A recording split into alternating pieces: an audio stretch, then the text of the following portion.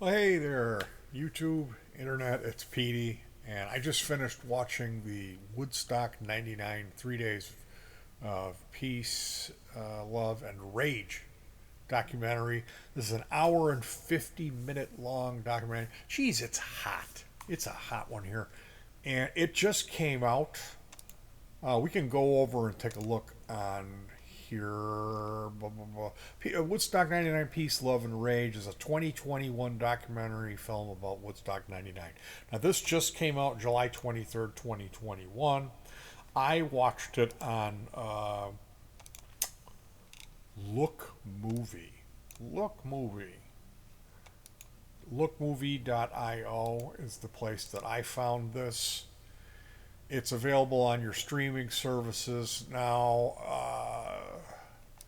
I gotta say, I'll preface this by saying that we were watching MTV throughout the whole weekend.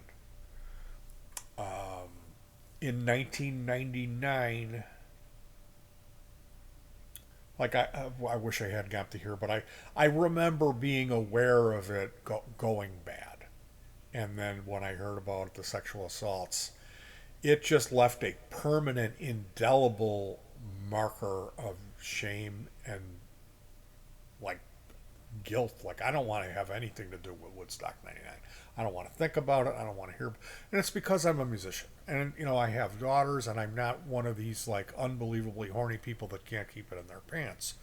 So when I hear about this stuff, it's a tragedy. I'm embarrassed to be a human being, to think what would drive you to treat another human being so poorly, and to hear these horrific stories. So I've got to put a warning in there for you. It's not for sensitive viewers, and there is some real tragic, even loss of life here. There's a guy who died, and I don't want to put that above the sexual assault, because that's really bad when that happens to a girl. And these were young girls. Now, we'll take a look at this guy, David G. DeRosa.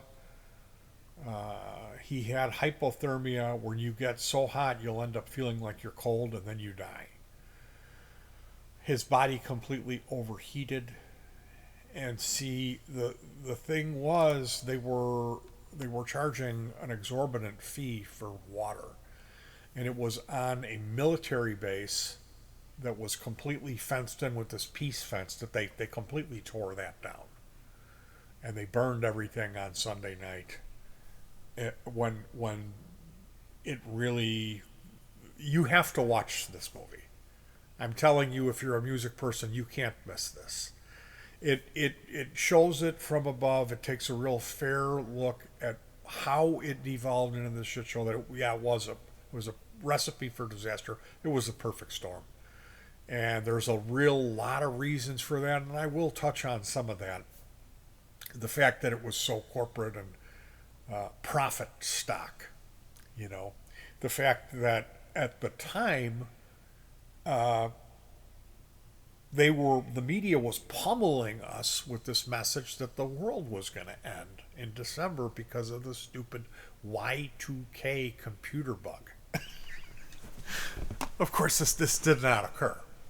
But I mean, hey, I went to my mom's. I was there with my mom, and I was nervous. I was nervous. They had bought a generator, and I'm not sure if they armed themselves, but it wouldn't surprise me. So yeah, Woodstock '99. So many reasons that it went bad. Let's talk about some of those. Number one, the mud people of Woodstock. This girl here, I'm not sure if she would be sticking her tongue out if she was aware that this was over 50% fecal matter that's on her face, but it was. They started with the mud at Woodstock by breaking breaking a pipe. There was a fountain that was like a barrel with a pipe sticking out of it with water coming out, and people were getting in that barrel and showering and shaving. So it was very difficult for you to everything. The showers, they said guys were just peeping on the women in the showers, and uh, everything was unbelievably expensive. There's a billion people. It's on a military base, which is all tarmac. There's no trees in the end of July. And then the lineup, it's like they had three female artists and they all played at like 5 p.m. Like Sheryl Crow, Alanis Morissette, and Jewel.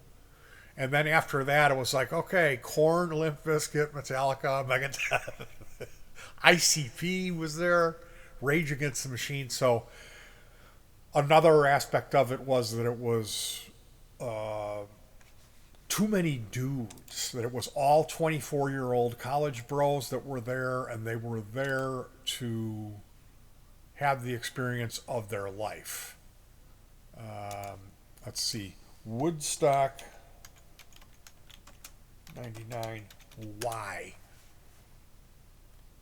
Marred by environmental conditions, violence, sexual assault, allegations of rape, looting, vandalism, and fires. Now, this Michael Lang guy, he's the original Woodstock dude. He put on 99. And MTV was involved. And actually, MTV, they were not down with it. They were not down with it. And they didn't gloss it over on TV. Why it failed.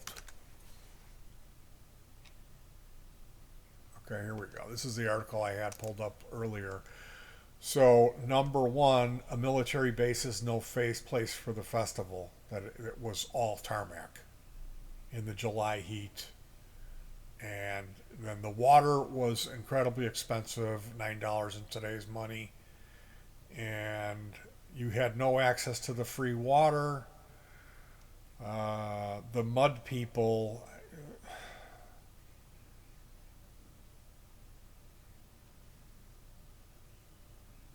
they'd sit down on the brown stuff that oozed out of the porta potties. Oh my God.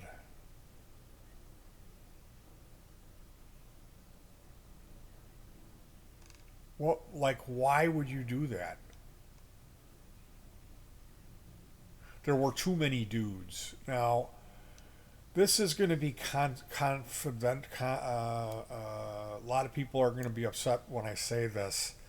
There was a lot of nudity. There was a lot of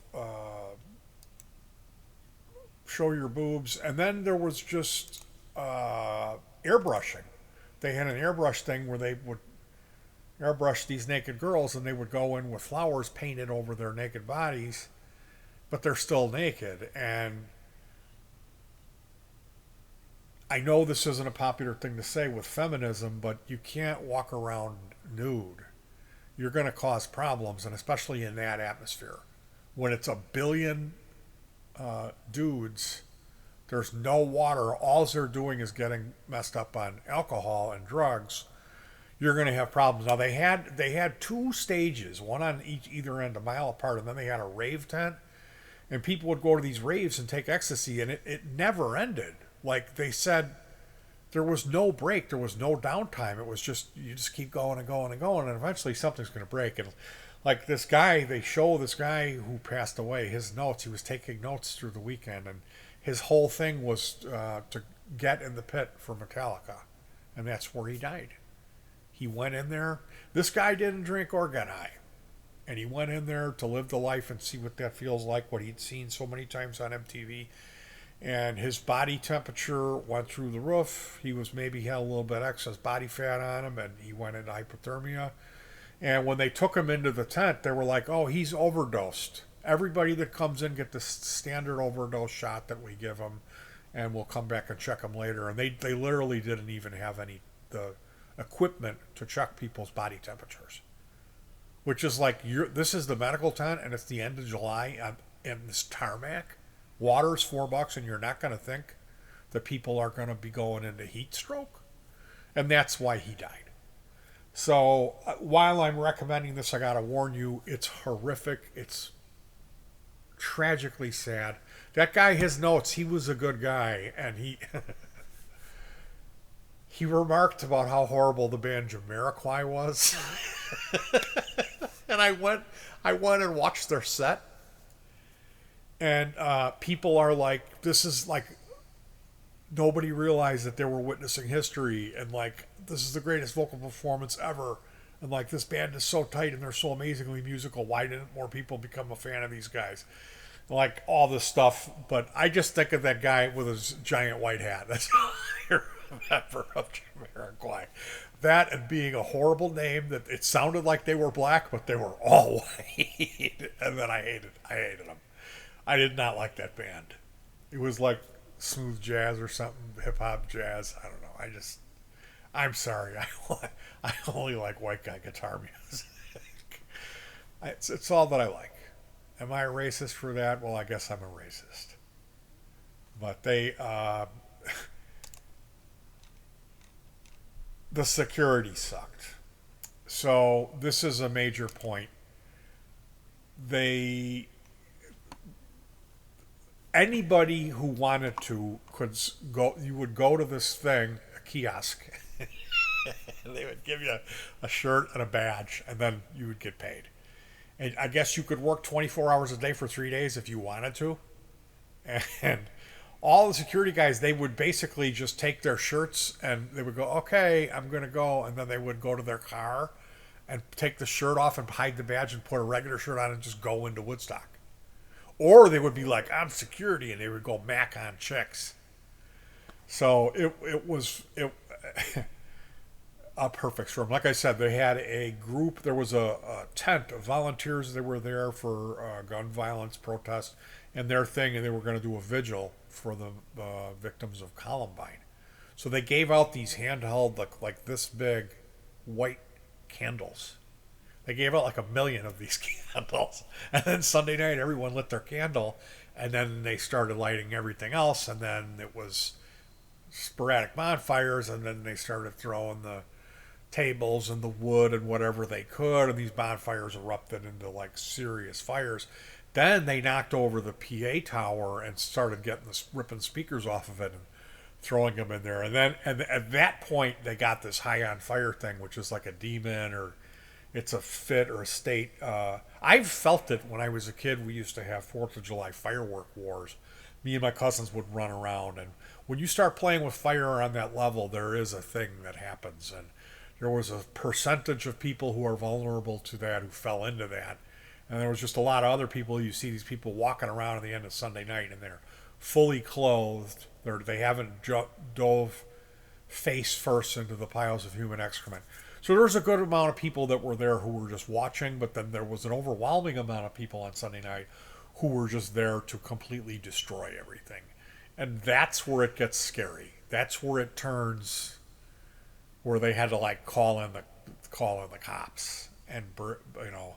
So there's some great footage of when it goes to the dark side. It goes completely batshit insane. These people, they just started going wherever they could, wherever they saw anything that had been built by the festival and would destroy it out of rage because of all of these reasons that I talked about. And they broke into the food trucks. They were throwing all these frozen pretzels around. There's all this footage of burnt to a crisp frozen pretzels.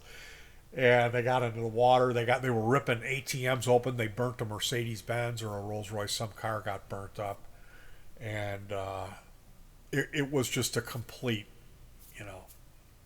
Lord of the Flies event. So, can we blame Fred Durst? I think about that guy watching his performance. It harkens back to when I would go shopping. There would be a little, like a 4 or 5 year old boy, and he would be in his car. He would see something that maybe they have at home and insist that his mom buy it, and she would say no. And then the kid would throw a fit. That's very much like what Fred Durst is doing on stage in that Break Stuff song. He's my way or the highway. You ever wake up and just have a bad day? Everything sucks, man. And he's just up there like jumping up and down, and So, can we blame Fred Durst for this? Yeah, it's easy to blame him, but when you watch this movie and you see all of the contributing factors. That guy, the Woodstock guy, he had planned to have a 50 Woodstock 50, and they shot him down. But yeah, it's like, you have this billions of frat boy bros on a military base at the end of July. You charge $9 for a water, and then all the girls are showing their boobs and coming in naked, and then you have Rage Against the Machine, Juggalos, Megadeth, and Fred Durst is telling you to break stuff, and then you got Rage Against the Machine, fuck you, I won't do what you told me, with Red Hot Chili Peppers encore of Fire, and you just handed out millions of candles. Like, what else do you think is going to happen? And while I'm here laughing about it, again, the sexual assault angle of it is horrific and should not be made light of. And same thing with the people that were hurt and injured there. That guy who lost his life. So it is really sad. It is a tragedy. It's stupidity, but I'm sure a lot of people made some money off of it. And I am definitely recommending, I'm going to twist your arm to check this one out. You kind of owe it to yourself. And in that, we got to know how to prepare ourselves. Like Coachella, I saw footage of Coachella and like what that looked like after it was done. Like people cleaned up after themselves because they didn't gouge it. It was free parking and they handed you water and they had it. They did it right. It was a beautiful location. It wasn't just like a meat grinder. And they're not going to, tolerate women walking into the place naked. If a guy's walking around with his dong hanging out, it's like, no, you can't come in. You got to put some clothes on, So, definitely check this one out. It's sad, and it's got that traumatic stuff in there, so it's not for the kids. But I watched it in two settings. It's an hour and 50 minutes long, but it's definitely worth your time. So stay cool, hug your pets. Thank God that you're not at Woodstock 99, covered in human feces, and peace.